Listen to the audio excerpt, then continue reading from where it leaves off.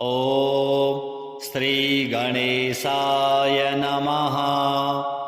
अथ श्री हनुमत स्तोत्र। शृणु देवि प्रवक्ष्यामि स्तोत्रं सर्वसुखावहं सर्वकामप्रदं नृणां हनुमत्स्तोत्रमुत्तमम्। तप्तहाटकसङ्कासं नानापुष्पविराजितम् उद्यद्बालार्कवदनं त्रिनेत्रं कुण्डलोज्ज्वलं मौञ्जीकौपीनकं हेमम् अययज्ञोपवीतिनं पिङ्गलाक्षं महाकायं टङ्कशैलेन्द्रधारिणं मूर्तित्रयात्मकं वीरं महाशौर्यं महाहनुं हनुमन्तं वायुसूनुं नमामि ब्रह्मचारिणं। त्रिवर्णाक्षरमन्त्रस्थं जपाकुसुमसन्निभं नानाभूषणसंयुक्तम् आञ्जनेयं नमाम्यहं। पञ्चाक्षरस्थितं देवं नीलनीरदसन्निभं पूजितं सर्वदेवैस्तु राक्षसारिं नमाम्यहम्। अचलद्युतिसङ्कासं सर्वालङ्कारभूषितं षडक्षरयुतं देवं नमामि ब्रह्मचारिणं। सप्तवर्णमयं देवं हरीशं तं सुरार्चितं सुन्दरास्याब्जसंयुक्तं त्रिनेत्रं तं नमाम्यहम्। अष्टादशाधिपं देवं हेमवर्णं महातनुं नमामि जगतां वन्द्यं लङ्काप्रासाददाहनम्। अतसी पुष्पसङ्कासं दशवर्णात्मकं विभुं जटाधरं चतुर्बाहुं नमामि कपिनायकं। द्वादशाक्षरमन्त्रस्य नायकं कुन्तधारिणं हेमवर्णलसत्कायं भजे सुग्रीवमन्त्रिणं। मालामन्त्रात्मकं देवं त्रिवर्णं च चतुर्भुजं पाशाङ्कुशधरं देवं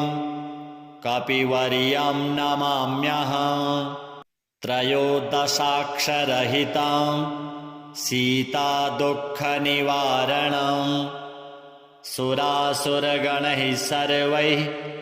संस्तुतं प्रणमाम्यहं। हाहाकारमुखान्तनित्य दहनज्वालासमुहोज्ज्वलं विद्वनमण्डलजातरोषपरुषं श्रीरामदासं विभुं। सञ्चूर्णीकृतधूम्रलोचना महायक्षादिरक्षोबलं तं वन्दे रविधारणं सुरवरैर्वन्द्यं समीरात्मजं। रघुपतिपदभक्तं किङ्किणीकोत्तमाङ्गं मुकुलितकरपद्मं मोदयानं तरङ्गे पुलकितविपुलाङ्गं पुण्यलीलानुषङ्गं वनचरकुलनाथं वायुपुत्रं नतोऽस्मि। शृणु देवि प्रवक्ष्यामि स्तोत्रं सर्वसुखावहं सर्वकामप्रदं नृणां हनुमत्स्तोत्रमुत्तमम्। तप्तहाटकसङ्कासं नानापुष्पविराजितं उद्यद्बालार्कवदनं त्रिनेत्रं कुण्डलोज्ज्वलं मौञ्जीकौपीनकं हेमम् अययज्ञोपवीतिनं पिङ्गलाक्षं महाकायं टङ्कशैलेन्द्रधारिणं मूर्तित्रयात्मकं वीरं महाशौर्यं महाहनुं हनुमन्तं वायुसूनुं नमामि ब्रह्मचारिणं त्रिवर्णाक्षरमन्त्रस्थं जपाकुसुमसन्निभं नानाभूषणसंयुक्तम् आञ्जनेयं नमाम्यहं पञ्चाक्षरस्थितं देवं नीलनीरदसन्निभं पूजितं सर्वदेवैस्तु राक्षसारिं नमाम्यहम् अचलद्युतिसङ्काशं सर्वालङ्कारभूषितं षडक्षरयुतं देवं नमामि ब्रह्मचारिणं सप्तवर्णमयं देवं हरीशं तं सुरार्चितं सुन्दरास्याब्जसंयुक्तं त्रिनेत्रं तं नमाम्यहम् अष्टादशाधिपं देवं हेमवर्णं महातनुं नमामि जगतां वन्द्यं लङ्काप्रासाददाहनम् अतसी पुष्पसङ्काशं दशवर्णात्मकं विभुं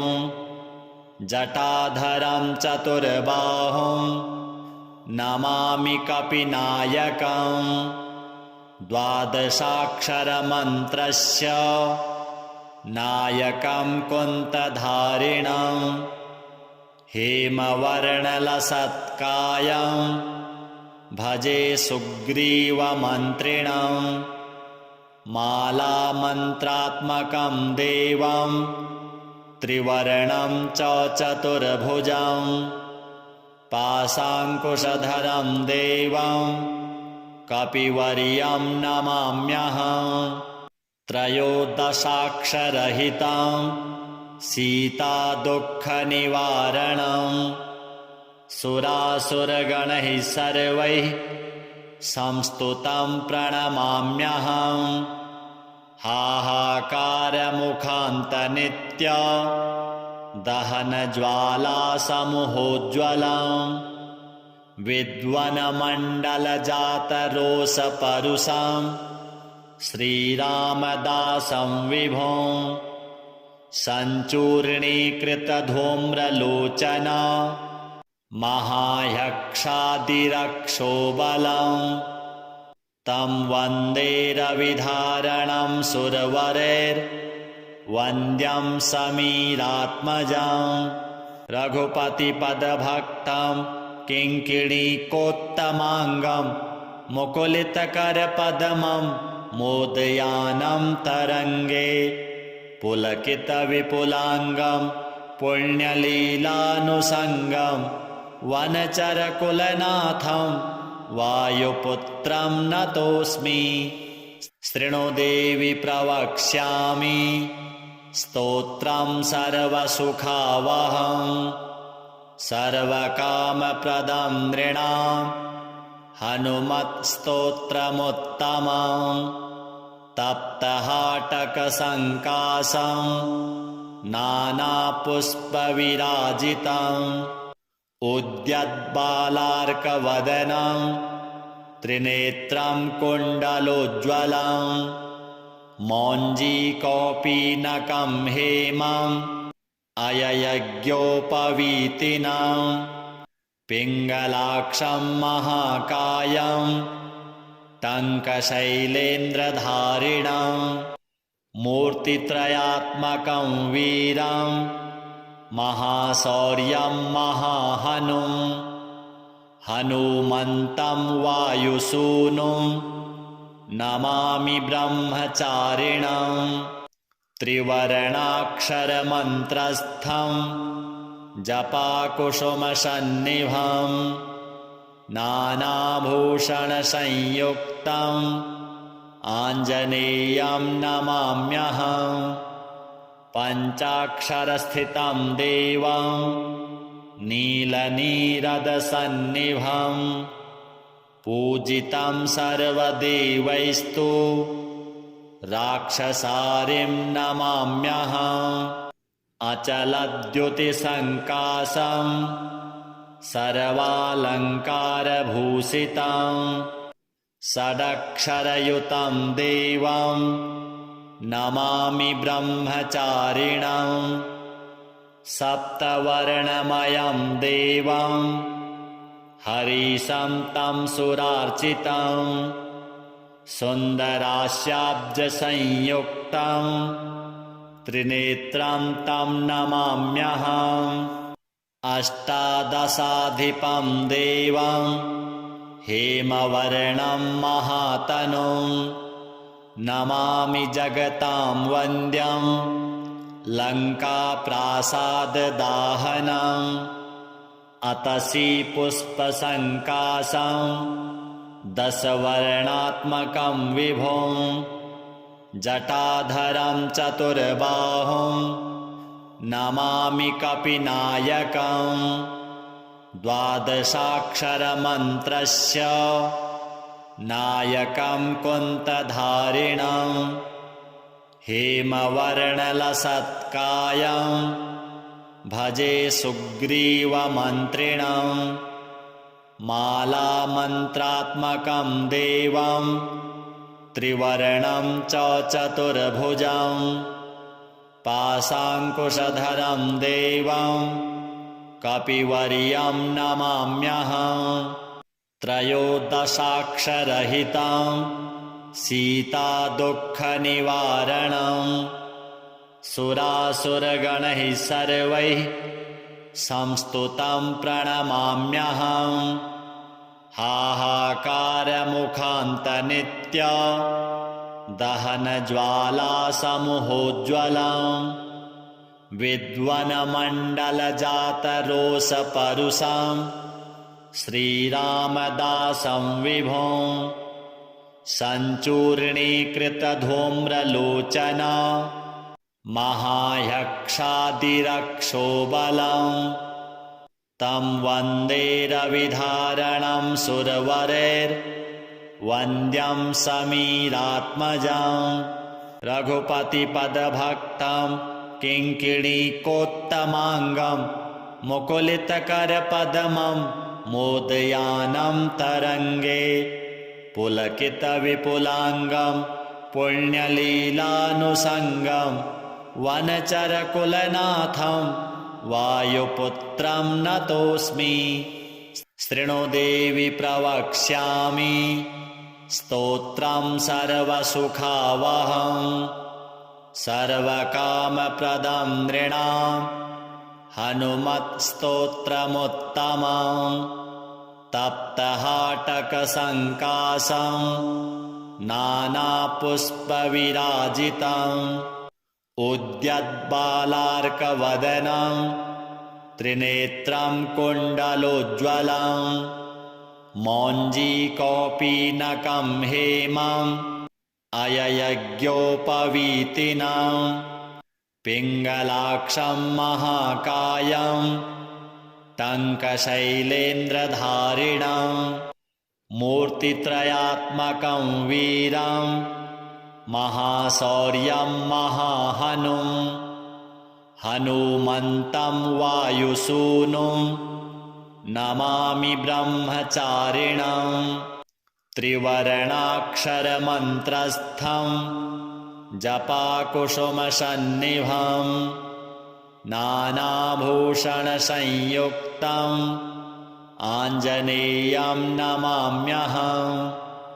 पञ्चाक्षरस्थितं देवं नीलनीरदसन्निभं पूजितं सर्वदेवैस्तु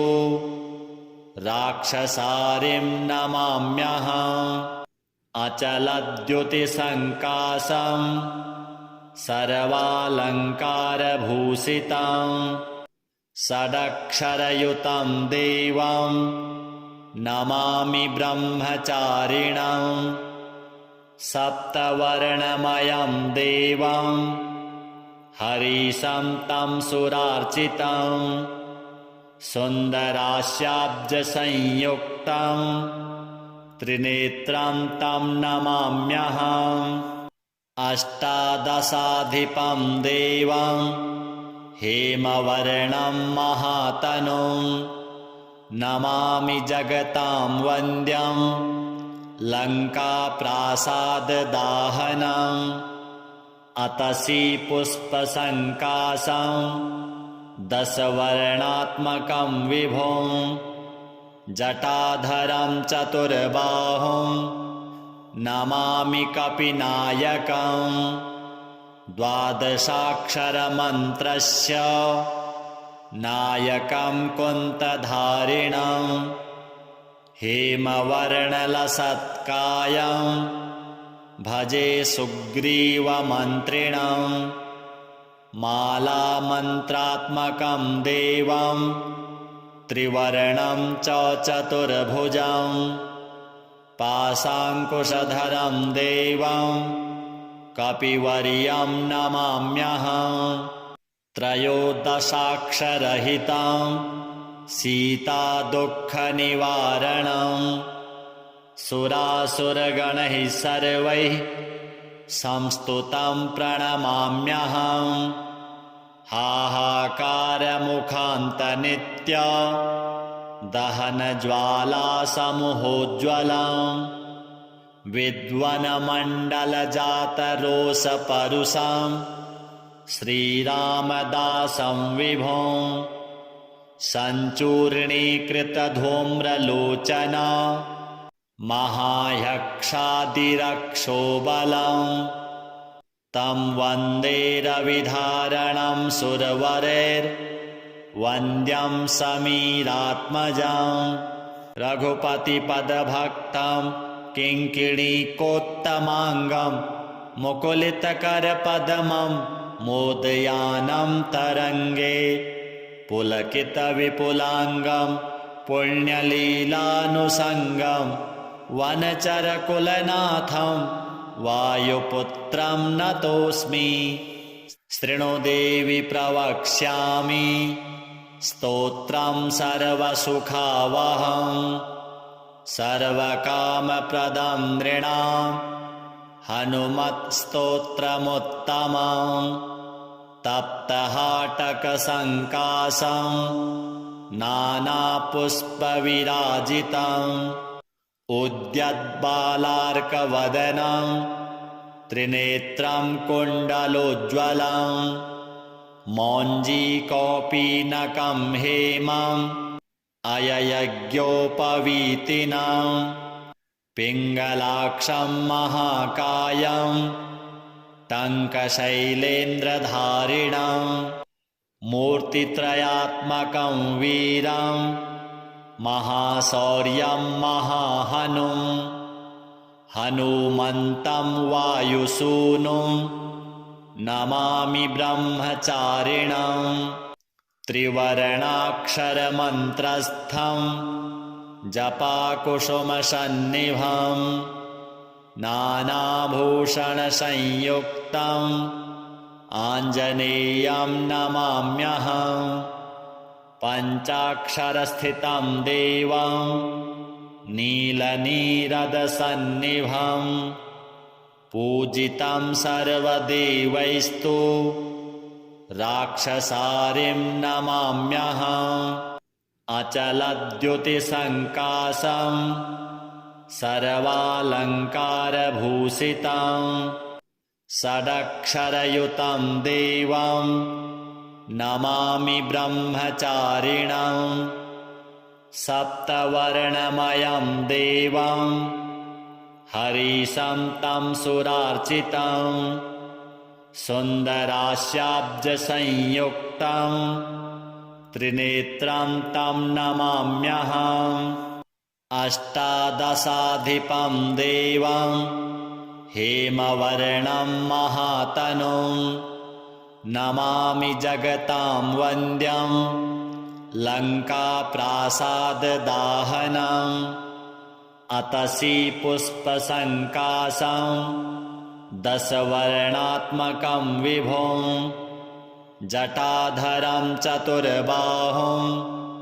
नमामि कपिनायकं द्वादशाक्षरमन्त्रस्य नायकं कुन्तधारिणं हेमवर्णलसत्कायं भजे सुग्रीवमन्त्रिणं मालामन्त्रात्मकं देवं त्रिवर्णं च चतुर्भुजं पाशाङ्कुशधरं देवं कपिवर्यं नमाम्यहं त्रयोदशाक्षरहितं सीतादुःखनिवारणं सुरासुरगणैः सर्वैः संस्तुतं प्रणमाम्यहं हाहाकारमुखान्तनित्य दहनज्वालासमुहोज्ज्वलं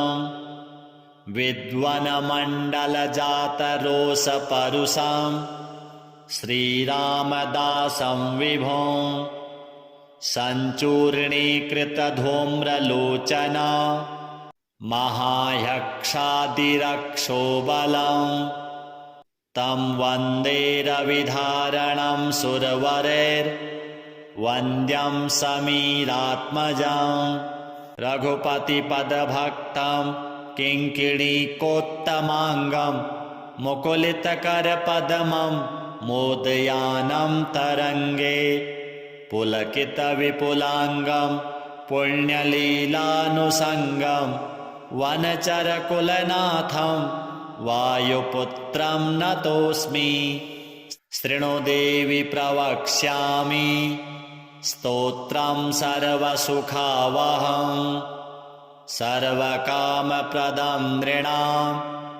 हनुमत्स्तोत्रमुत्तमं तप्तहाटकसङ्काशं नानापुष्पविराजितम् उद्यद्बालार्कवदनं त्रिनेत्रं कुण्डलोज्ज्वलं मौञ्जीकौपीनकं हेमम् अययज्ञोपवीतिनं पिङ्गलाक्षं महाकायं टङ्कशैलेन्द्रधारिणं मूर्तित्रयात्मकं वीरं महाशौर्यं महाहनुं हनुमन्तं वायुसूनुं नमामि ब्रह्मचारिणं त्रिवर्णाक्षरमन्त्रस्थं जपाकुसुमसन्निभं नानाभूषणसंयुक्तम् आञ्जनेयं नमाम्यहं पञ्चाक्षरस्थितं देवं नीलनीरदसन्निभं पूजितं सर्वदेवैस्तु राक्षसारिं नमाम्यहम् अचलद्युतिसङ्काशं सर्वालङ्कारभूषितं षडक्षरयुतं देवं नमामि ब्रह्मचारिणं सप्तवर्णमयं देवं हरीशं तं सुरार्चितं सुन्दरास्याब्जसंयुक्तं त्रिनेत्रं तं नमाम्यहम् अष्टादशाधिपं देवं हेमवर्णं महातनुं नमामि जगतां वन्द्यं लङ्काप्रासाददाहनम् अतसी पुष्पसङ्काशं दशवर्णात्मकं विभुं जटाधरं चतुर्बाहुं नमामि कपिनायकं द्वादशाक्षरमन्त्रस्य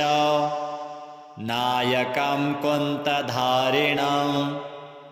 हेमवर्णलसत्कायं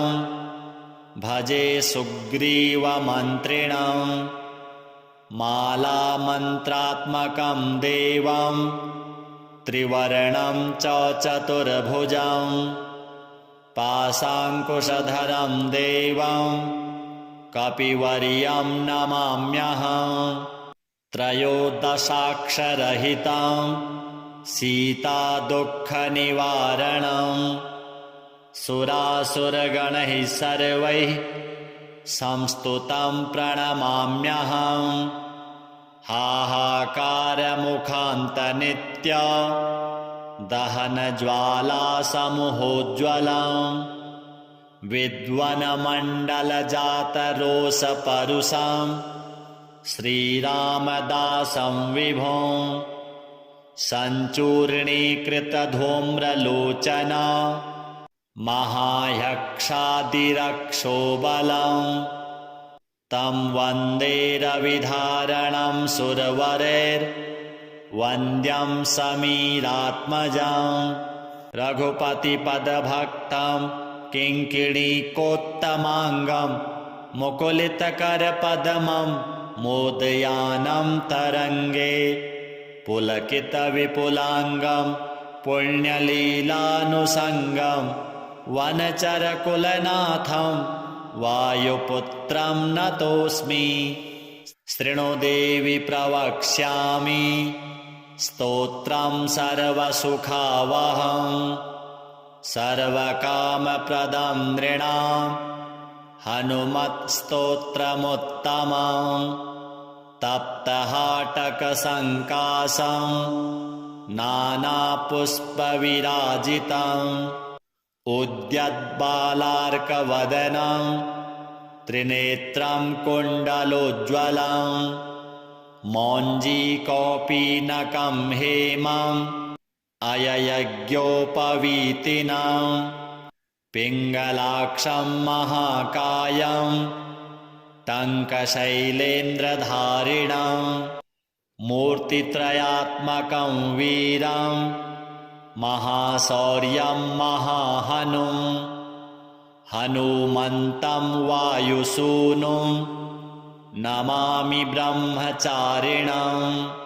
त्रिवर्णाक्षरमन्त्रस्थं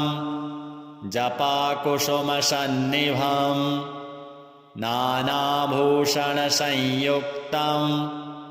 आञ्जनेयं नमाम्यहम् पञ्चाक्षरस्थितं देवं नीलनीरदसन्निभं पूजितं सर्वदेवैस्तु राक्षसारिं नमाम्यहम् अचलद्युतिसङ्कासं सर्वालङ्कारभूषितं षडक्षरयुतं देवं नमामि ब्रह्मचारिणं सप्तवर्णमयं देवं हरीशं तं सुरार्चितं सुन्दरास्याब्जसंयुक्तं त्रिनेत्रं तं नमाम्यहम् अष्टादशाधिपं देवं हेमवर्णं महातनुं नमामि जगतां वन्द्यं लङ्काप्रासाददाहनम् अतसी पुष्पसङ्कासं दशवर्णात्मकं विभुं जटाधरं चतुर्बाहुं नमामि कपिनायकं द्वादशाक्षरमन्त्रस्य नायकं कुन्तधारिणं हेमवर्णलसत्कायं भजे सुग्रीवमन्त्रिणं मालामन्त्रात्मकं देवं त्रिवर्णं च चतुर्भुजं पाशाङ्कुशधरं देवं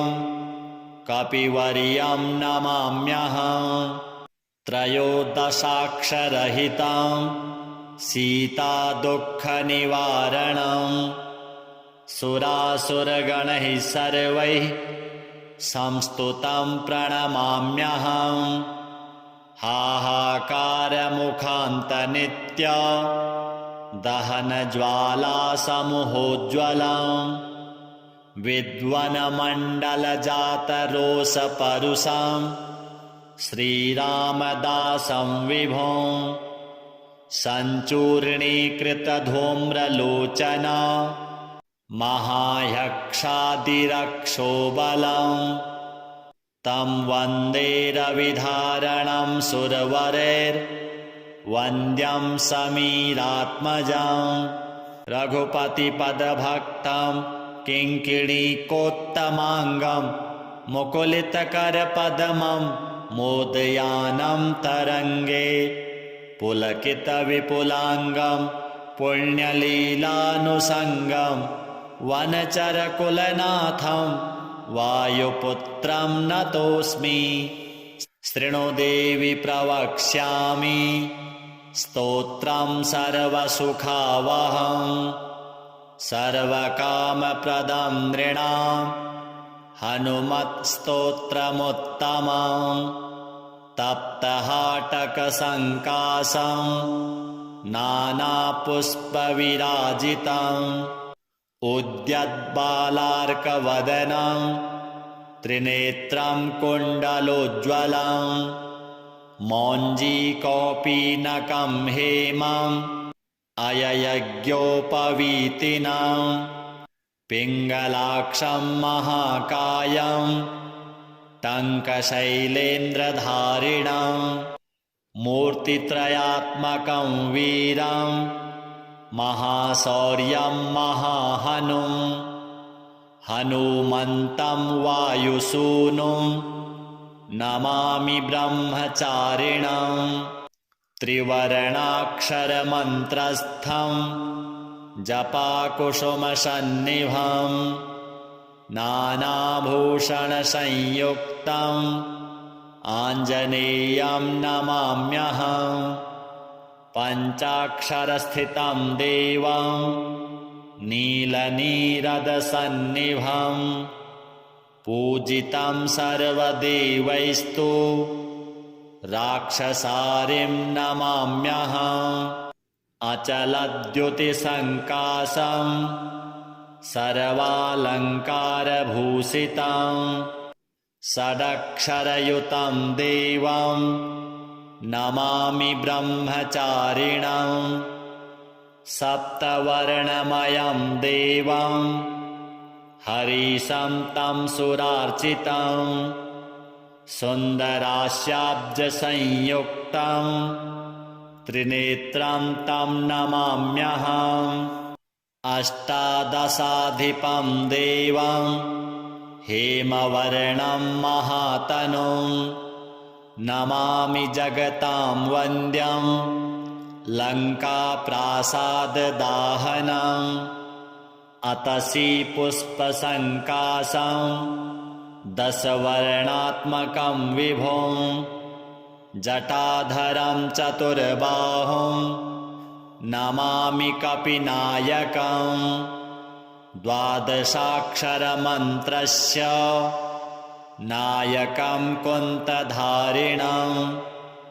हेमवर्णलसत्कायं भजे सुग्रीवमन्त्रिणं। मालामन्त्रात्मकं देवं त्रिवर्णं च चतुर्भुजं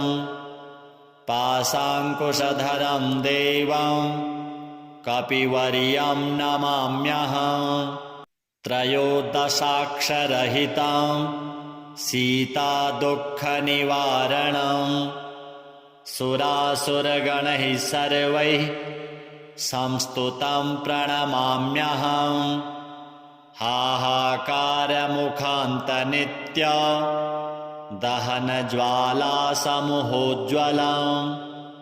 विद्वनमण्डलजातरोषपरुषं श्रीरामदासं विभुं। सञ्चूर्णीकृतधूम्रलोचना महायक्षादिरक्षोबलं तं वन्दे रविधारणं सुरवरेर्वन्द्यं समीरात्मजं रघुपतिपदभक्तं किङ्किणीकोत्तमाङ्गं मुकुलितकरपद्मं मोदयानं तरङ्गे पुलकितविपुलाङ्गं पुण्यलीलानुसङ्गं वनचरकुलनाथं वायुपुत्रं नतोऽस्मि। शृणु देवि प्रवक्ष्यामि स्तोत्रं सर्वसुखावहं सर्वकामप्रदं नृणां हनुमत्स्तोत्रमुत्तमं तप्तहाटकसङ्कासं नानापुष्पविराजितम् उद्यद्बालार्कवदनं त्रिनेत्रं कुण्डलोज्ज्वलं मौञ्जीकौपीनकं हेमम् अययज्ञोपवीतिनं पिङ्गलाक्षं महाकायं टङ्कशैलेन्द्रधारिणं मूर्तित्रयात्मकं वीरं महाशौर्यं महाहनुं हनुमन्तं वायुसूनुं नमामि ब्रह्मचारिणं त्रिवर्णाक्षरमन्त्रस्थं जपाकुसुमसन्निभं नानाभूषणसंयुक्तम् आञ्जनेयं नमाम्यहं पञ्चाक्षरस्थितं देवं नीलनीरदसन्निभं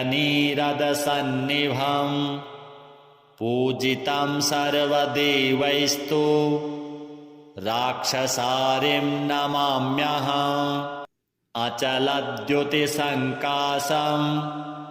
सर्वालङ्कारभूषितं षडक्षरयुतं देवं नमामि ब्रह्मचारिणं सप्तवर्णमयं देवं हरीशं तं सुरार्चितं सुन्दरास्याब्जसंयुक्तं त्रिनेत्रं तं नमाम्यहम् अष्टादशाधिपं देवं हेमवर्णं महातनुं नमामि जगतां वन्द्यं लङ्काप्रासाददाहनम् अतसी पुष्पसङ्कासं दशवर्णात्मकं विभुं जटाधरं चतुर्बाहुं नमामि कपिनायकं द्वादशाक्षरमन्त्रस्य नायकं कुन्तधारिणं हेमवर्णलसत्कायं भजे सुग्रीवमन्त्रिणं मालामन्त्रात्मकं देवं त्रिवर्णं च चतुर्भुजं पाशाङ्कुशधरं देवं कपिवर्यं नमाम्यहम् त्रयोदशाक्षरहितं सीतादुःखनिवारणं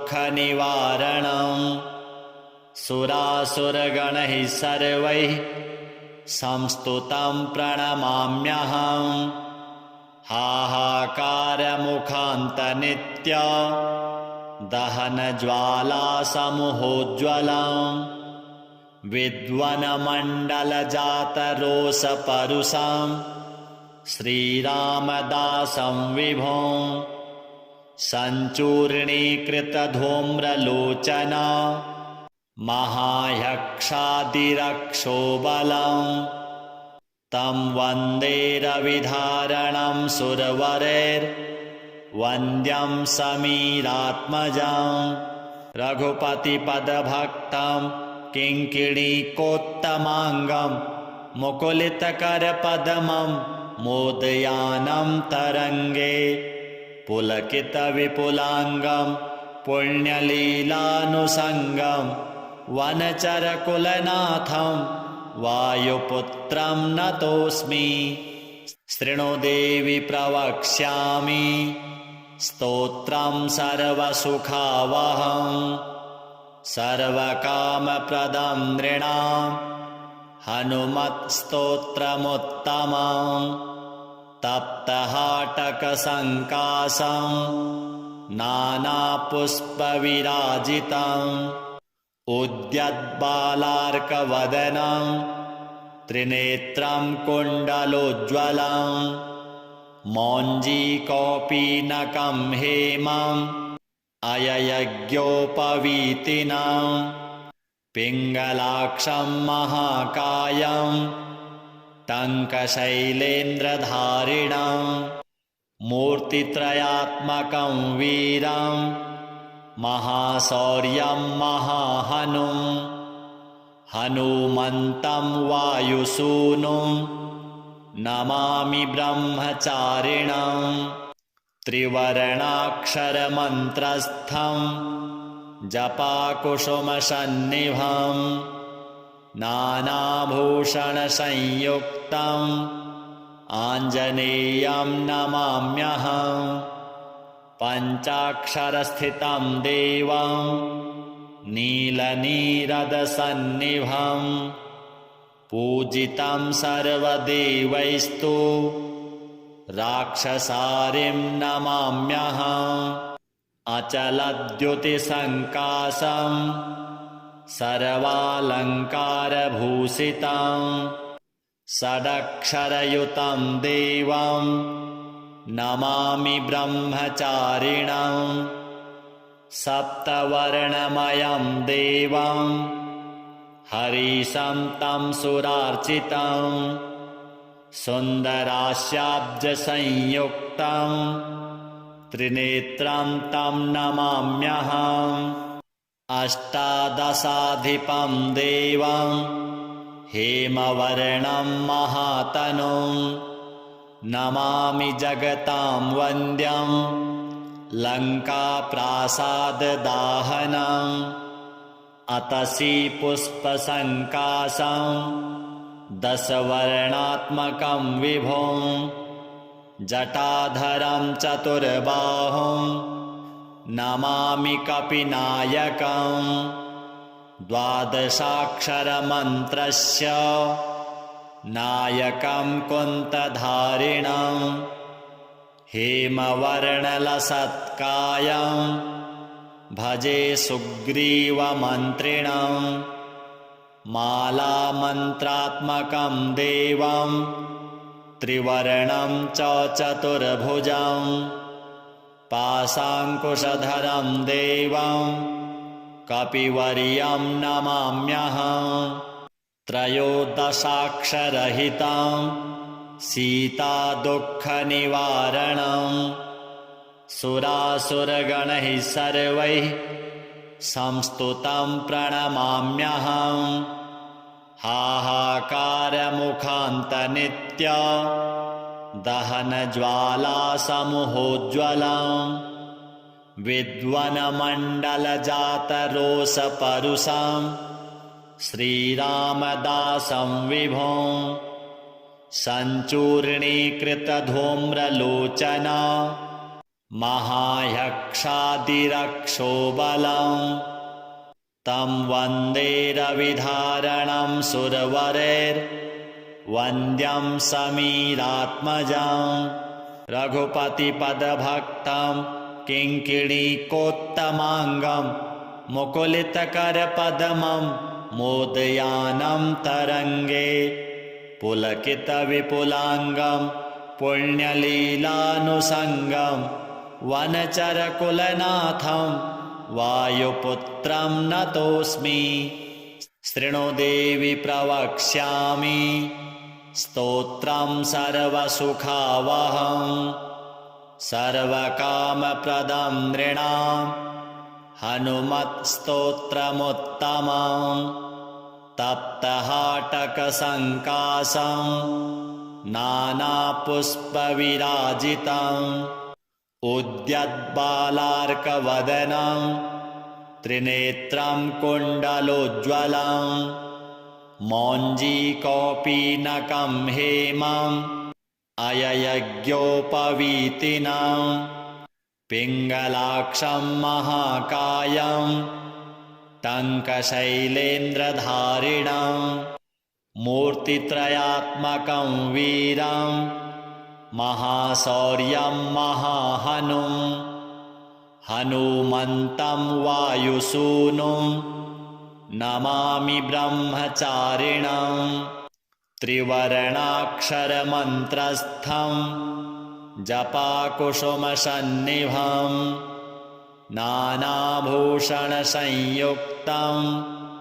आञ्जनेयं नमाम्यहं पञ्चाक्षरस्थितं देवं नीलनीरदसन्निभं पूजितं सर्वदेवैस्तु राक्षसारिं नमाम्यहम् अचलद्युतिसङ्काशं सर्वालङ्कारभूषितं षडक्षरयुतं देवं नमामि ब्रह्मचारिणं सप्तवर्णमयं देवं हरीशं तं सुरार्चितं सुन्दरास्याब्जसंयुक्तं त्रिनेत्रं तं नमाम्यहम् अष्टादशाधिपं देवं हेमवर्णं महातनुं नमामि जगतां वन्द्यं लङ्काप्रासाददाहनम् अतसी पुष्पसङ्काशं दशवर्णात्मकं विभुं जटाधरं चतुर्बाहुं नमामि कपिनायकं द्वादशाक्षरमन्त्रस्य नायकं कुन्तधारिणं हेमवर्णलसत्कायं भजे सुग्रीवमन्त्रिणं मालामन्त्रात्मकं देवं त्रिवर्णं च चतुर्भुजं पाशाङ्कुशधरं देवं कपिवर्यं नमाम्यहं त्रयोदशाक्षरहितं सीतादुःखनिवारणं सुरासुरगणैः सर्वैः संस्तुतं प्रणमाम्यहं हाहाकारमुखान्तनित्य दहनज्वालासमुहोज्ज्वलं विद्वनमण्डलजातरोषपरुषं श्रीरामदासं विभुं सञ्चूर्णीकृतधूम्रलोचन महायक्षादिरक्षोबलं तं वन्दे रविधारणं सुरवरैर्वन्द्यं समीरात्मजं रघुपतिपदभक्तं किङ्किणीकोत्तमाङ्गं मुकुलितकरपद्मं मोदयानं तरङ्गे पुलकितविपुलाङ्गं पुण्यलीलानुसङ्गं वनचरकुलनाथं वायुपुत्रं नतोऽस्मि श्रीहनुमतार्पणमस्तु।